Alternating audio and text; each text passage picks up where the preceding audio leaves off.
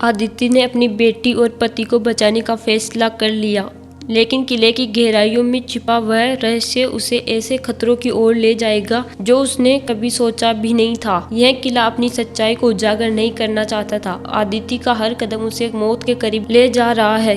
क्या वह अपने परिवार को बचा पाएगी या खुद इस अंधेरे का हिस्सा बन जाएगी? आज का एपिसोड आपके रोंगटे खड़े कर देने वाला सफर दिखाएगा।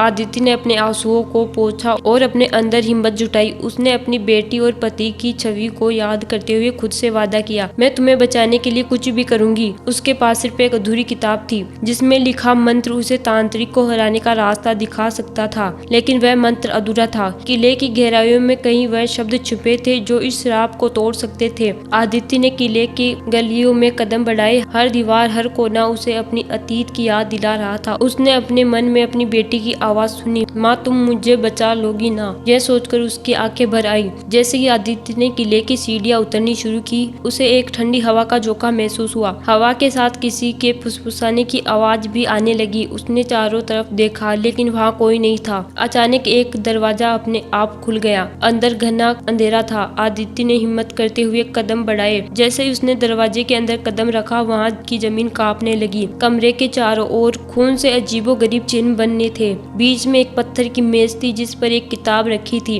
आदित्य ने जैसे ही किताब को छुआ, किले की दीवारों से चीखे की आवाजें आने लगी। अचानक वह मेज तांत्रिक की परछाई में बदल गई। उसने आदित्य की ओर इशारा करते हुए कहा, यहाँ आने की सजा तुम्हें भुगतनी पड़ेगी। तांत्रिक की परछाई ने एक भयानक खुलासा किया। उसने आदित्य को दिखाया कि कैसे उसकी बेटी आस्था किले के श्राप का हिस्सा बन चुकी है। उसने आदित्य के सामने एक दृश्य प्रकट किया। आस्था बेड़ियों में बंधी हुई किले की आत्माओं के बीच कैद थी। आस्था ने दर्द भरी आवाज में कहा, माँ मुझे यहाँ से निकालो, यह जगह बहुत डरावनी है, मुझे हर दिन दर्द सहना पड़ता है। आदित्य ने अपनी बेटी को देखते हुए कहा, आस्था मैं तुम्हें बचाने आई हूँ, बस थोड़ा इंतजार करो। लेकिन तांत्रिक ने कहा, तुम्हारी बेटी को बचाने के लिए तुम्हें वह करना होगा जो किसी ने भी नहीं किया। आदित्य के दिल पर यह दृश्य हथौड़े की तरह लगा। वह रोने लगी और खुद को दोष देने लगी कि वह अपनी बेटी को इस किले में क्यों लेकर आई। तांत्रिक ने आदित्य से कहा, तुम्हारी बेटी को बचाने के लिए तुम्हें वह मंत्र पूरा करना होगा, लेकिन इस मंत्र को पढ़ने के लिए तुम्हें अपनी आत्मा की कुर्बानी देनी होगी। आदित्य ने हिम्मत से कहा, अगर मेरी जान देने से मेरी बेटी बच सकती है तो मैं तैयार हूँ। तभी तांत्रिक ने जोर से हंसते हुए कहा,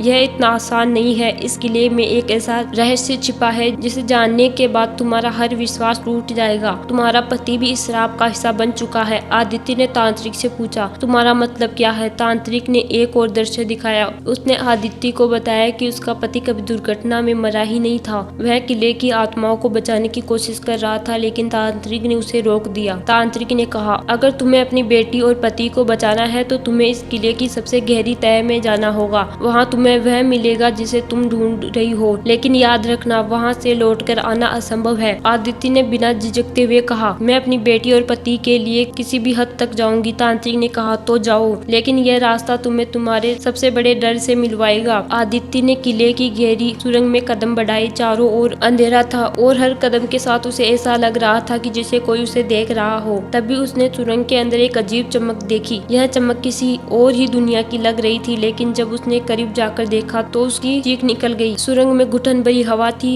हर तरफ गहरी खामोशी, और आदित्य के कानों में केवल अपनी बेटी आस्था की दर्द भरी चीखें गूंज रही थी। उसने अपने कदम तेज किए, लेकिन हर कदम पर ऐसा लगा जैसे यह सुरंग अंतहीन है। उसने अपने आप से कहा, मैं हार नहीं मान सकती। आस्था और समीर मेरे बिना अधूरे हैं, मुझे हर हाल में उन्हें बचाना होगा। अचानक उसे सुरंग की दीवारों पर अपनी बेटी की छवि दिखी। वह रो रही थी और कह रही थी, माँ मुझे यहाँ से निकालो। आदित्य ने अपने हाथ दीवार पर रखे, मानो उसे छूकर महसूस कर रही हो। उसकी आंखों से आंसू बहने लगे। उसने खुद से वादा किया, आस्था मैं आ रही हूँ। सुरंग में चलते चलते आदित्य को ऐसा लगा जैसे कोई उसके पीछे चल रहा है। उसने पीछे मुड़कर देखा, लेकिन वहाँ कुछ नहीं था। अचानक एक सड़ी गली सी गंध उसके आसपास फैल गई। सुरंग की दीवारों से खून बहने लगा। आदित्य ने घबराकर दीवारों को देखा और जैसे ही उसने पलटकर दूसरी ओर देखा, एक विकृत चेहरा उसके ठीक सामने था। उस चेहरे ने धीरे से कहा, तुम्हारी हिम्मत की दाग देनी पड़ेगी, लेकिन तुम यहाँ से जिंदा नहीं जाओगी। आदित्य ने डर के बावजूद कहा, मेरी बेटी को छोड़ दो। वह परछाई जोर से हंसने लगी और आदित्य को दीवार पर धक्का दे दिया। आदित्य दर्द से कर्राकर उठी, लेकिन उसने हार नहीं मानी। सुरंग के आखिर में आदित्य ने एक ऐसा बड़ा कक्ष देखा। वहाँ एक पिंजरा लगा हुआ था जिसमें आस्था कैद थी। आदित्य दौड़कर पिंजरे के पास गई और कहा, आस्था मैं आ गई हूँ, सब ठीक हो जाएगा। आस्था ने रोते हुए कहा, माँ मुझे यहाँ से ले चलो, यह जगह बहुत डरावनी है। लेकिन तभी तांत्रिक की परछाई वहाँ प्रकट हुई। उसने कहा, तुम इसे बचाना चाहती हो तो तुम्हें अपनी आत्मा का बलिदान देना होगा। आदित्य ने हिम्मत से कहा, अगर मेरी जान से मेरी बेटी की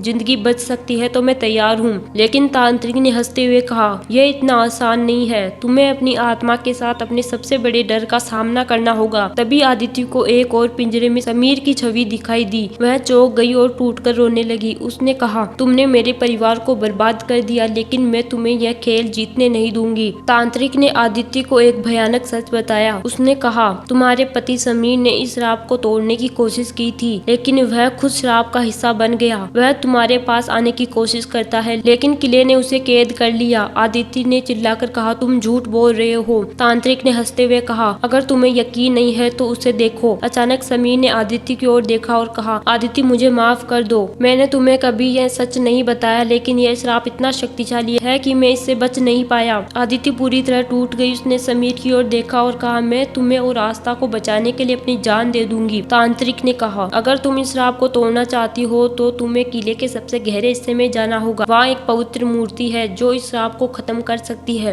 लेकिन याद रखना वह मूर्ति शापित भी है, उसे छूते ही तुम्हारा जीवन समाप्त हो सकता है। आदित्य ने बिना झिझकते हुए कहा, मैं यह खतरा उठाने के लिए तैयार हूँ। तांत्रिक ने कहा, लेकिन एक बात और, अगर तुम असफल रही तो तुम्हारी बेटी और पति दोनों हमेशा के लिए हमारी कैद में रहेंगे। आदित्य ने अपनी बेटी और पति की ओर देखा और कहा, मैं तुम्हें बचाने के लिए किसी भी हद तक जाऊंगी। क्या आदित्य अपनी बेटी और पति को बचाने के लिए वह मूर्ति तक पहुंच पाएगी? क्या वह किले के श्राप को तोड़ पाएगी या खुद भी अंधकार का हिस्सा बन जाएगी? यह रहस्य अगले एपिसोड में और गहराई से उजागर होगा। जुड़े रहिए एम्पायर अनटोल्ड चैनल के साथ। अगर आपको यह कहानी पसंद आई हो तो लाइक, शेयर और सब्सक्राइब जरूर करें।